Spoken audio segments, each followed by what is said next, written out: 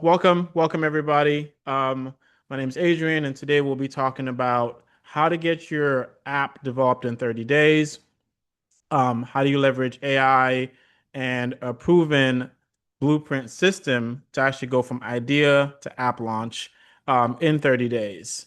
And we'll talk about the ins and outs of all that, um, the tools, the techniques, the strategies for you to get this done. It's a really exciting time to build, and I'm happy to share my knowledge and experience with you guys.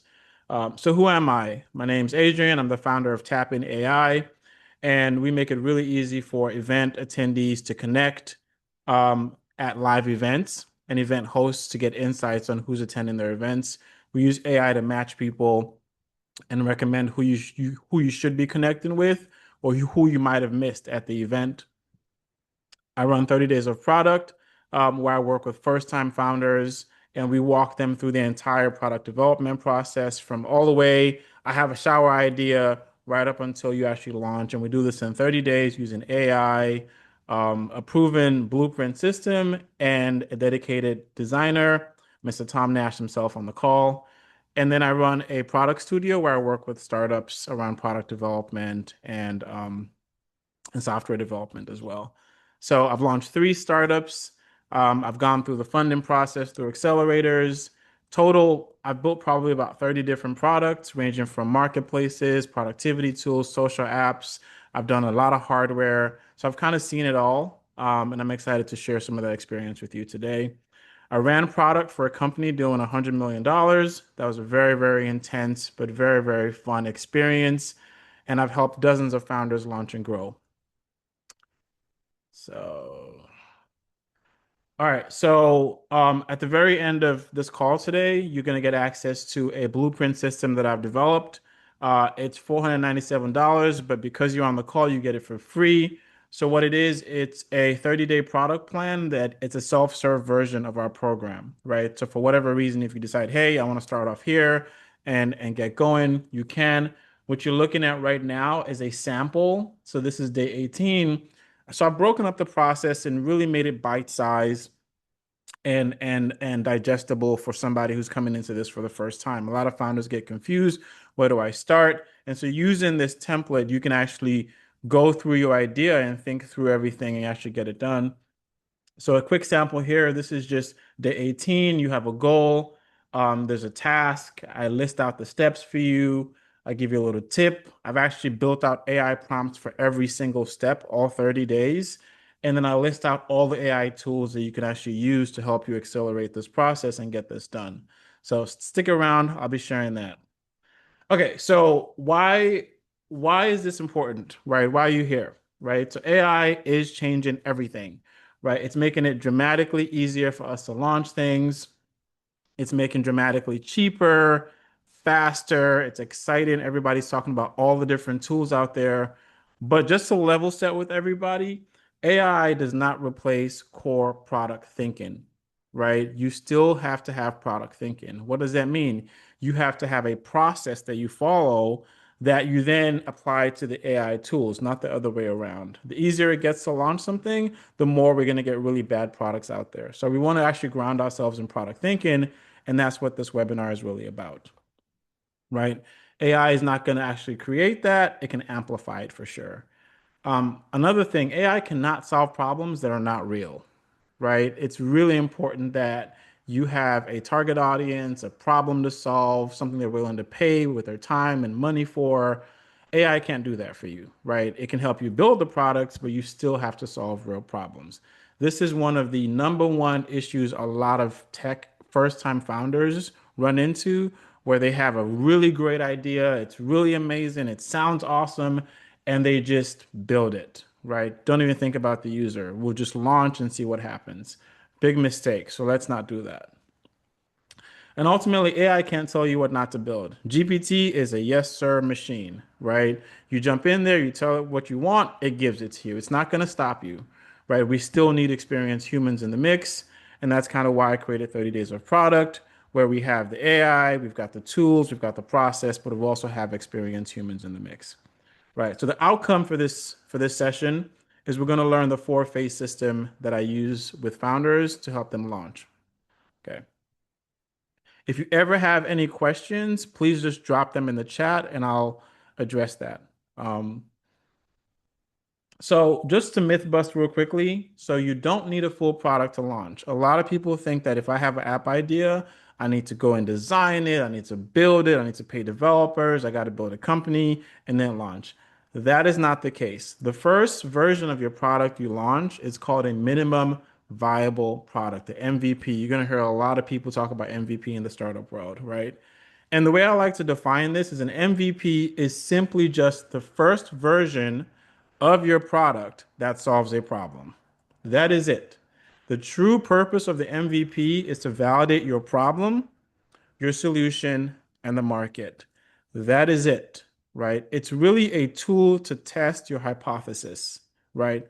And an MVP can be anything. An MVP can be a landing page with a mobile app design on it. It can be an actual clickable prototype that you demo to customers. It can be some kind of concierge test, or it can be building a wait list, right? Whatever tells you or validates that, yes, this is a problem that is worth solving, that's an MVP. You validated that this is the market, these are the customers, this is the product that I need to build. You validated it, that's an MVP. Okay. And kind of view MVPs as business experiments. Okay, so let's talk about like Tapin's MVP. So the first version of what Tapin really was just a QR code generator linked to a Google form that fed into a spreadsheet, right? And then that fed into a Glide app. These are all no-code tools, right? And then there you go, you validated that, okay, this thing is something that people want, right? We had a event organizer and this was her setup, right? And once we knew that, okay, people really want this, then we moved on to the build phase.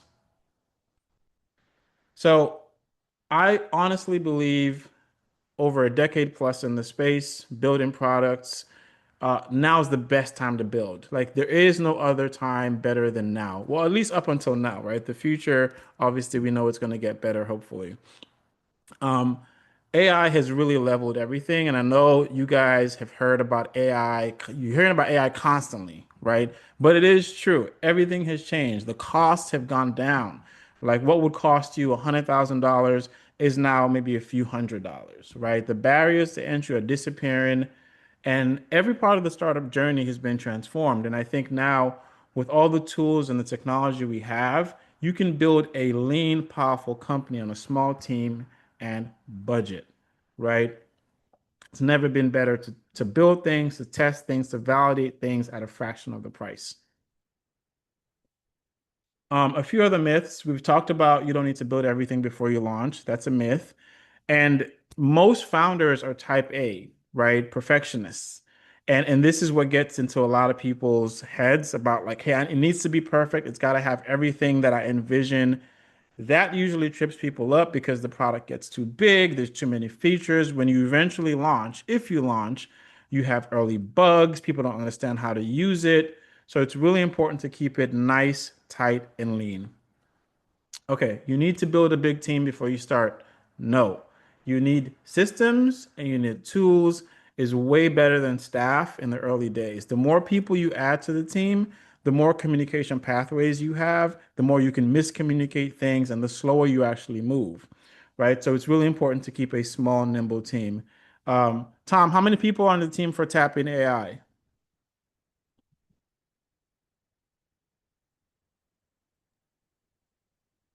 We got three, four-ish.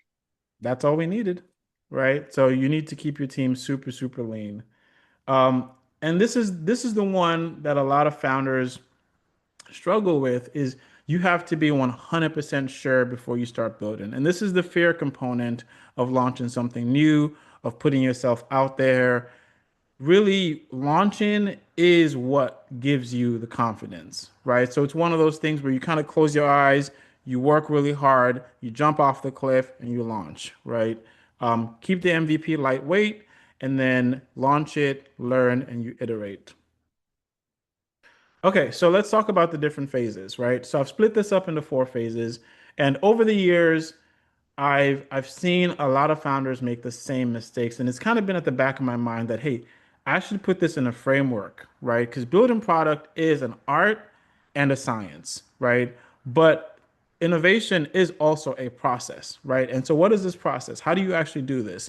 Do you build the app first and then launch and then figure out who you're building for? I've seen all the mistakes, right? So, I've taken all these years and years and years of experience and some of my mistakes as well, and I've put it into a four-phase process that anybody can go through in 30 days. So your first phase is you're just trying to figure out the what, the who, and the why, right? This phase should cost you $0, right? You refine your app idea, right? You start talking about it, you start getting it out. And then you define what your vision and your mission is, right? Very simply, we exist to help toddlers with disabilities and who don't have homes get adopted, right? Like that's a very simple mission statement, right? And you craft a vision of where you want things to go. The third step is you define your customer persona. This is just a fancy term for your ideal customer. Now, note the thing here is that you always want to build for one persona early on, right? If you're building a productivity tool and you say it's for all professionals, well, that's pretty broad, right? Like when the time when it, eventually when you get to marketing this product, who are you going to target, right? It's way better to say it's a productivity tool for professionals who work in sales. That's a lot better, right? But even one step further, you can say it's a productivity tool for people that work in sales that do B2B sales. Now that's very specific. That persona, their needs are going to be very different than people who are selling tractors on the field, right? Excuse me. Let me just.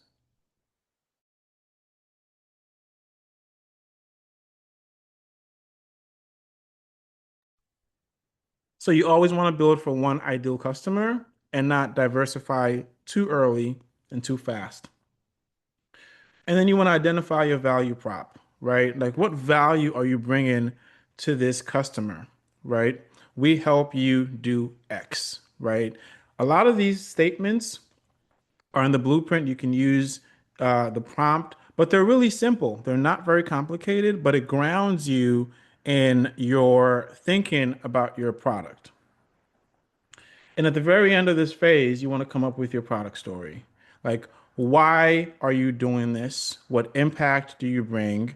Right? Why should you exist? Right? Let's take 30 days of product. I believe everybody can build an app, right? Given the structure, the framework, and the tools, we've created this product, right? The service to empower non-technical professionals mostly to launch their app ideas in 30 days, right? And build something meaningful for themselves, right? That's a product story, right? It's very simple. It does not have to be complicated. So at the end of this stage, you've spent $0. However, what you've done is you've reduced your risk of failure by at least 25%. There's a tremendous amount of founders that I've personally run across that don't have a persona crafted for their product. They kind of just know vaguely who they're building for. You should know who you're really building for. And as part of the program, we have templates that you can use to get through all of this. Okay, so now we've done the first phase. We've defined and we've validated, okay, this is a thing. Okay. Your second phase is you want to start talking about your business and your product goals, right?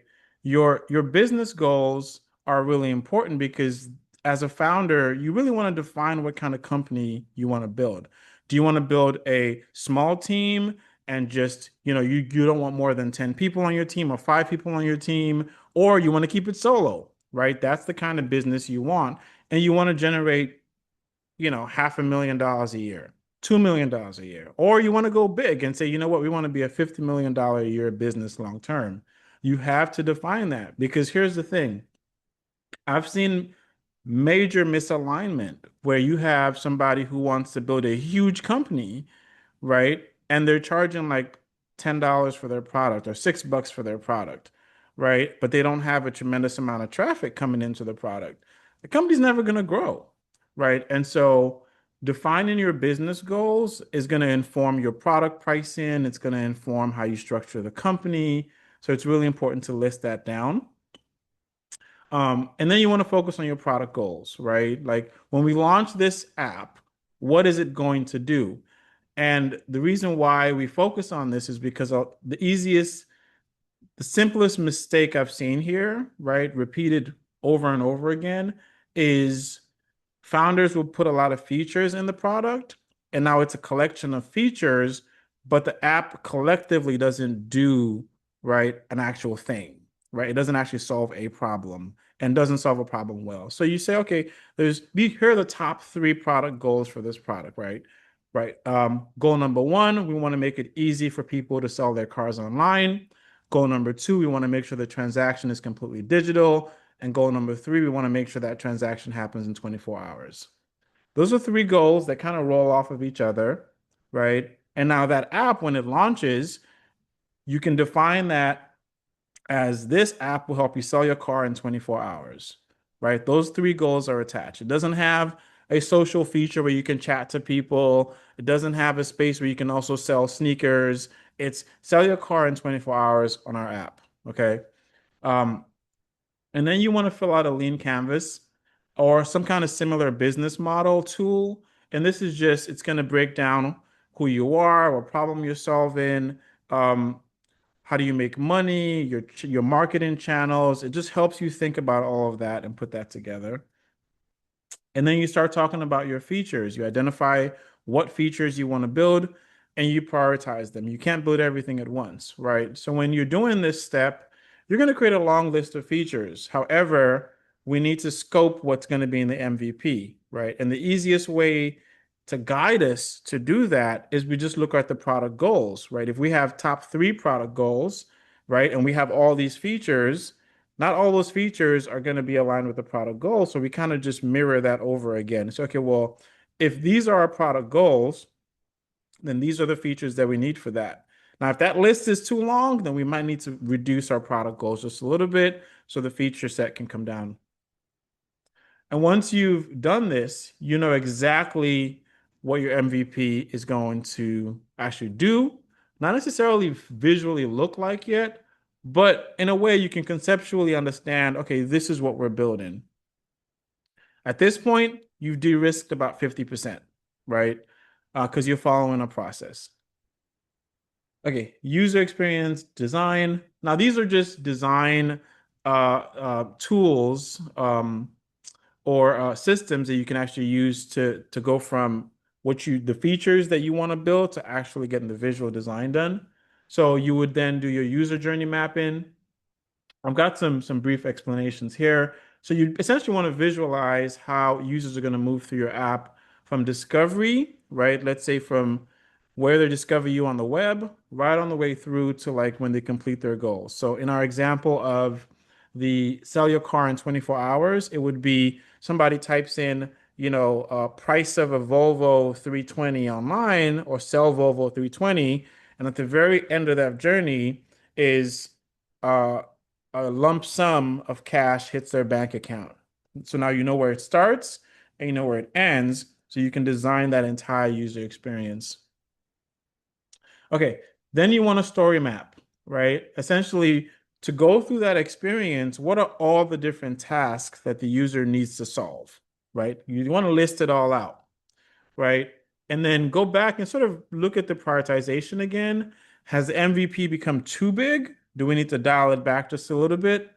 Right? So this is more of like a gut check moment of okay, this feels like it's not that big, it's sizable enough, and we actually want to build this. Then you sort of do your user flows. These will be talking about the different screens, right? The different steps. And then obviously you create a polished app design. If you're doing this by yourself, there's a host of tools out there that you can prompt. Now, there's a bit of a learning curve to do this, but I have all the tools listed in the blueprint for you, so you can grab that for free. Um, but you can actually prompt your way to an actual visual design. If you do 30 days of product, obviously you work with the slick-haired Mr. Tom Nash, and we actually do the design for you as well. You get a clickable prototype that you can then use to ship off to developers. pitch at pitch competitions. You can use that to launch your website, build your waiting list, and all this good stuff. So at this point, we know how does it look? How does it work? Does it do the thing well? You can use this to actually pitch customers and get them to actually test the product out, even though it's not actually built yet, right? Because once you, people are very visual. So once you show them a design in their minds is real. And then if you allow them to actually click through that product, right, to say, hey, get to a destination, right, that gives you a lot of feedback very early on. And you can go ahead and tweak things. One of the questions I got from the same workshop I did at DevCon was it's an iterative process, right? It's not just you do it once and you're done. No, it's everything is iterative, right? So as you learn, you make sure you update. So there might be something in your user flow where once your prototype is done and you give it to a user to test, you realize, okay, maybe screen one should really be screen two. So you come back and you add that into the design. It's all about learning. Where I see founders get hung up on is they kind of fall in love with their app, right? Like it's a love story. It's like, oh, I actually love this app. It's great. It's awesome. It's my creation. I don't want to change it, even though users might be telling me, hey, we really don't use that feature. Can you like just remove it from the app? Founders like, no, no, no, I want to keep it there, right? You always want to listen to what users are telling you. Okay. So phase three, we have a design now, right? At this point, you're actually ready to launch, right? Remember what we spoke about earlier? Like the product does not have to be built. You're doing this to validate your customers, the problem space, the market, and the business. Okay. I'm going to go back here and actually say one more thing here. I think this critical strategy is what a lot of people miss because they're like, how can you launch an app without actually building it? Most products that you use now and love, they all launch in a very similar way, right? I remember reading the story of, I think, Instacart. They actually was like a Google Sheet or something, and they would actually drive to the store. The founders would drive to the store and actually go purchase these items themselves, right? It was very, very simple. They hadn't built the Instacart that we know today. So at this point, you're actually way ahead of the game, right? You can close deals with clickable prototypes and a beautiful pitch deck, which we also help you with, right? So if you have a pitch deck, app design, you have an amazing story, you can tell, you can share your vision very eloquently and share the emotional side of why you're doing this. You'll be very surprised of how far you can go. You can win pitch competitions, you can close deals, you can get customers lined up to actually give you money eventually when you launch. You can do a tremendous amount from this phase onwards. Okay, phase four, um, development planning, launch prep, and funding paths. So in this phase, you're gonna start doing exactly what I said towards the end of phase three, which is you're gonna start sharing your prototype with users, right? Now, word of caution here, share your prototype with early users or customers, not your uncle, right? Like you don't give it to your uncle who doesn't know anything about CRM to say, hey, can you check out this app and give me feedback? Right? You're looking for emotional support there. That's very different. You need to make sure the people that are in your persona, your ideal customers, are the ones that are going to see this. Otherwise, you're either going to get a false negative, which means that you're going to show it to somebody who's not in your target audience and they're going to say, we don't want this. Or you're going to get a false positive, which you're going to show it to your uncle and they're going to say, hey, this is amazing. Meanwhile, your actual customers think it's not. Okay, so you always share your prototype with your ideal customers. And then you gather feedback, right? And this is where I like to pause is you gather feedback. Ask them what works, what sucks. Do you understand what the screen is doing? Gather as much feedback as possible. I've seen this happen. Founders get into these calls, they share their prototype, and they just talk right the way through, trying to convince the customer or the user that the app is amazing. That's the point where you share your screen, or they share their screen, you give them the prototype, they start clicking through, and all you do is ask pointed questions and observe. Very, very critical. And at this point, you choose your development path, right? There are an amazing amount of tools out there now that you can use to help you build prototypes using AI. You've got Lovable, Bolt.new, you've got VO.dev, Replit. I've got a list of all these tools in the blueprint as well, so you can grab it there and use cases. But there's a lot of tools. And I think anybody, once you've got to this point, you have enough information to go in and start prompting. Now, there is a learning curve, right? And it doesn't do everything right now. A lot of these tools are new. So my recommendation is once you get to this point is to figure out exactly which one of these tools is actually going to work for your product. Some of them might not. You still have no code tools that exist that you can actually use to build something without using code. Or maybe your app is a little bit more on the complex side and you need to work with developers. If you're part of the program, we actually work with you to determine your development path and the best way to actually do that. We actually have developers on the team as well. So if you do decide, hey, you know what, I want to build it, right, we'll give you a favorable cost for that, and we can actually help you actually build your MVP. And then, you want to create a basic launch plan, right? And if you have your ideal customer and you've really detailed out who this person is, launching to them should be fairly simple. Where people get confused here is when you don't know who you're launching for, right? Um, or you're building for. So when we launched Tap In, we just spoke to event organizers. But where do you find them? Well, you go to Eventbrite and you click on an event and you say contact organizer, and that's it. You do that 100 times. 20 people say no, right? 20 people say yes. The rest ignore you. Now you got 20 customers, right? So the launch plan at this stage should be very simple. The rule of thumb here, the tactics you use to get your first 100 customers is not what you're going to use to get your first 1,000, right? But right now, we're concerned with the first 100, right? And that's usually very hands-on, right? Very close to the customers because every customer you bring on, you want to talk to them, you want to get to know them, you want to understand what their life is like, how they experience this problem. Enrich your knowledge about who you're building for. They're not some abstract person that's going to pay you money. They're very real people. So you really need to know who they are, what their fears are, what their motivations are, and going I call it hand-to-hand combat is a really great way to understand your customers. And it's really important that you have conversations with them because now you get to learn how they think about the problem and what language they use to describe the problem. And guess what? You just make sure you update your marketing content to actually speak to that. And then at this point, you got to put your funding strategy together. If you do have, let's say you've got your savings or you've got a budget that you've been planning to do this, then you can obviously just tap into that. If you want to bootstrap, if you want to raise funding, venture capital, you might have to put a pitch deck together. We actually help you do that. Or let's say you want to raise a friends and family round. Like you want to go pass the hat around at the family gathering to say, hey, I'm launching a new startup. Can I get some money?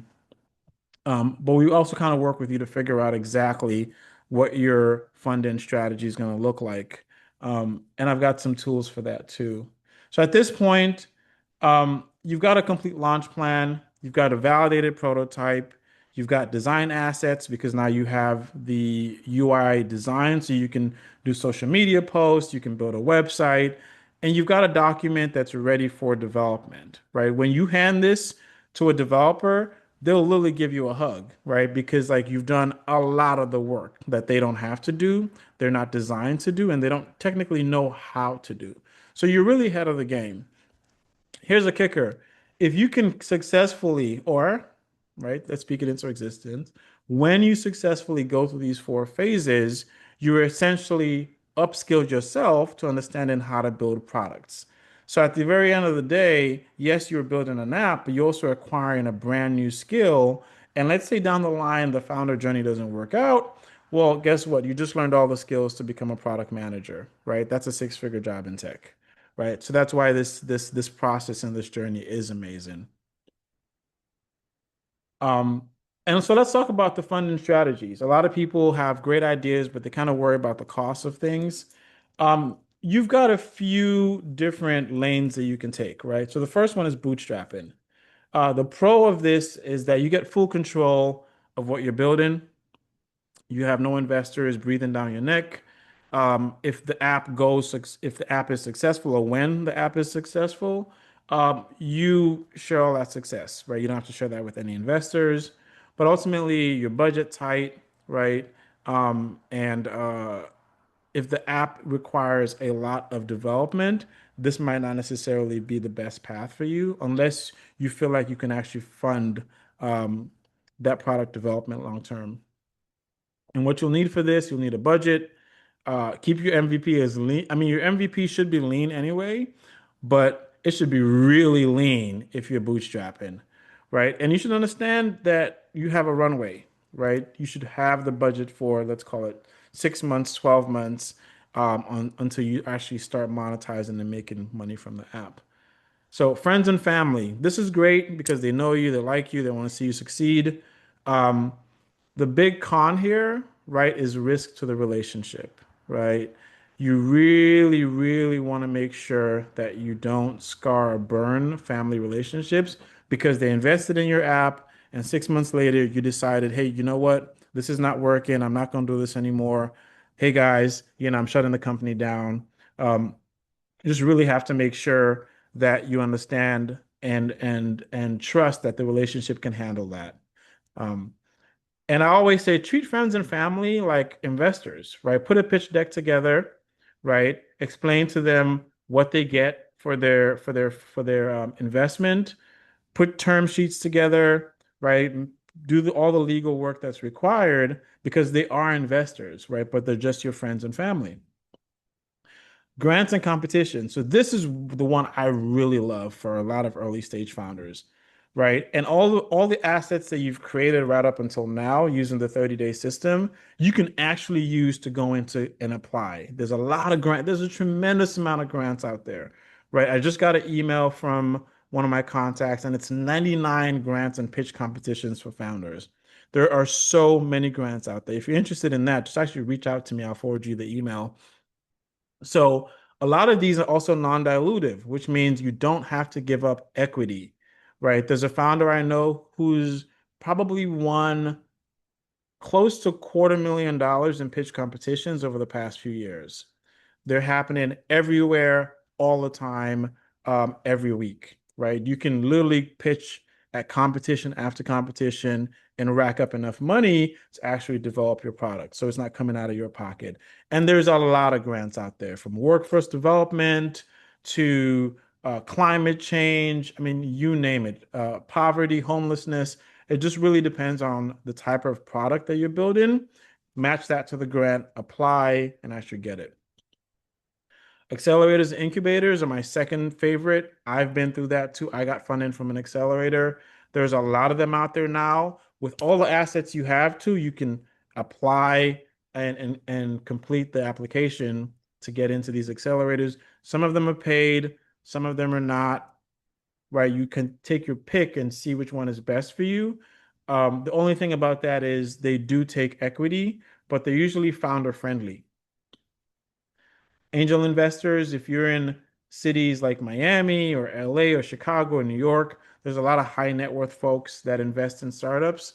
And this is really a great way. They're sort of closer to friends and family because they come through your network, warm introductions. These folks will put 10, $15,000 in your startup very, very early on because hey, they like you, they like your vibe, they feel like you're the perfect person for this journey and this problem that you're solving.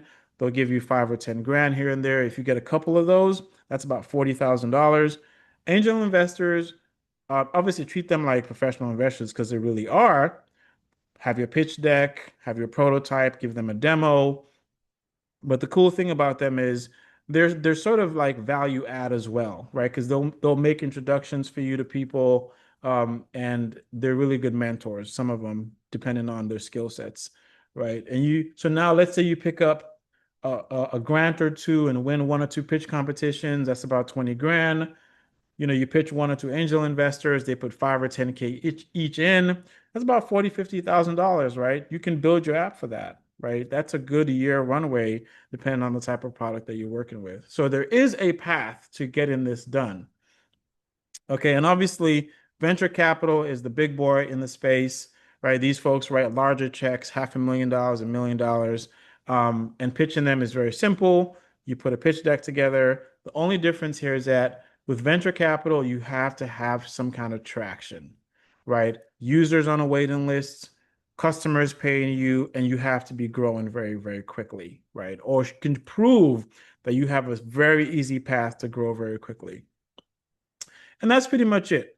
Um, and so, yeah, this is in the blueprint as well. So you can obviously read through it again. But if you're part of the program with 30 days, we actually sit down and we think about how to put this all together and what's going to work best for you. Okay, quick story. So Dr. Marsha is going through the program right now. She ran a successful wellness retreat company. She still does. And her problem was people wanted transformational healing, but couldn't always afford travel and to take time off of work. And so we put together a digital sort of multi-sensory experience that mimics in-person retreats, right? Where you have the app, you have audio, video, but you also have a physical product that comes with that too, which is oils and candles and a mat. And it's a whole process where you create this experience for yourself at home. And then the app is guiding you through that. And that's going to take her business from six figures to seven, probably eight figures long term. And in week two of the program, she actually got into the Black Ambition Startup Accelerator as well. Right. And so the process really does work. And when she started, it was, have this idea, I'm not sure where to go. And then by week two, everything was solidified because we followed the process. So that's pretty much it. When you work with us on the 30 days of product program, we essentially run through everything that I just showed you with a visual whiteboard. You get personalized coaching from me, one-on-one sessions. They're very interactive every week. Everything is built on very beautiful Miro templates, so you can actually see the work that we're actually doing. You get a dedicated designer that's going to work with you to bring your app to life. And all of this is going to be done using proven frameworks, right? And resources that eliminate the guesswork. And then weekly accountability check-in. After our weekly sessions, you might have some homework. I just make sure I follow up and get it done. You can check everything out at 30 days of product, right? I'll put this code in the chat.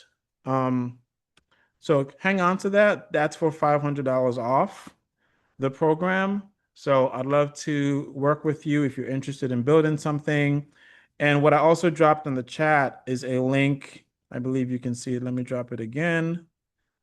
Um, if you have something that you're thinking about, you can just book a free brainstorming session. We'll jump on a call, we'll chat, we'll figure out what you're working on, what you're thinking about. I'll give you my feedback.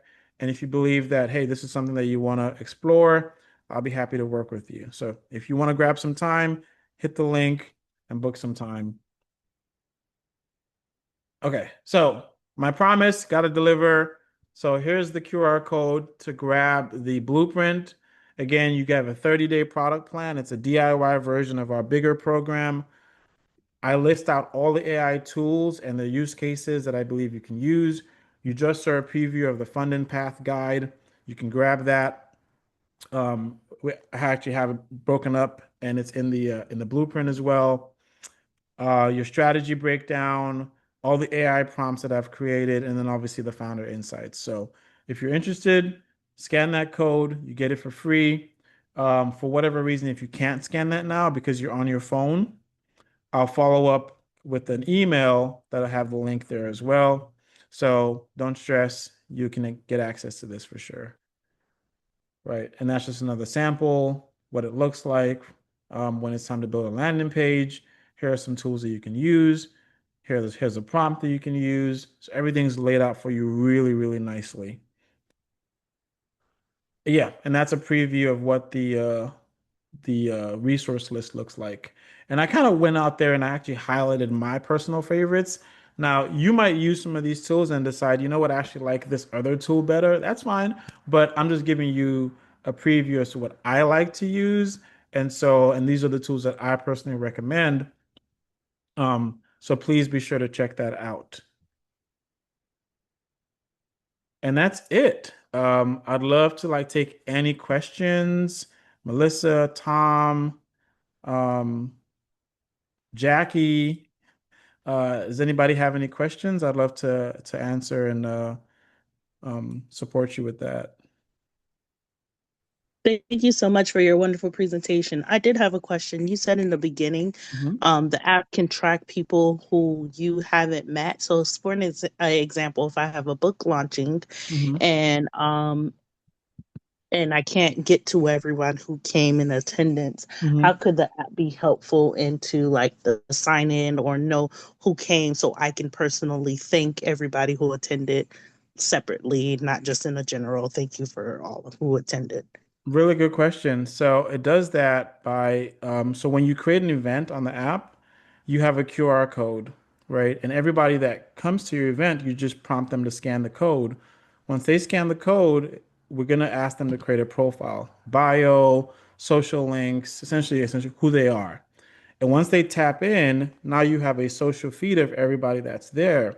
Now, as an event organizer, you can actually export that list, right?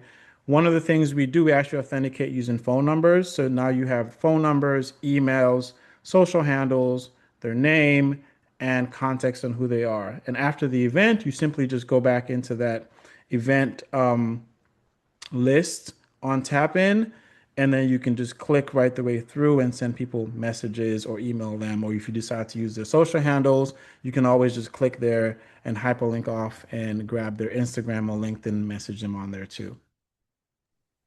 Perfect. Thank you. Awesome. And I'll drop a link for that too. It's tapin.us.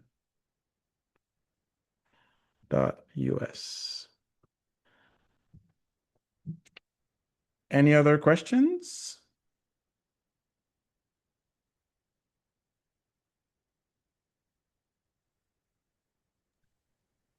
No questions, No but I questions. just want to add great presentation, Adrian. And likewise, if anyone has questions for me about the design process or anything at all, just curious, I'm happy to answer any questions as well.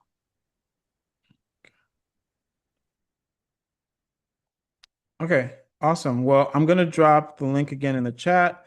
If you are interested and you just want to brainstorm, there's no requirements. You just grab 30 minutes, we'll talk. No pressure to actually move forward. I'll give you feedback, advice. Melissa, it sounds like you're interested in using Tapin. You can just book some time. I can give you a demo of that, and you can actually see how it works if that's what you're interested in. But by all means, please take advantage of that. Otherwise, thank you all for coming. This has been really amazing. And I look forward to hearing from some of you if you have some ideas that you've been playing around with. Thank you. Thank you so much. This has been very, very helpful. Thank you, Melissa. Thanks, Tom.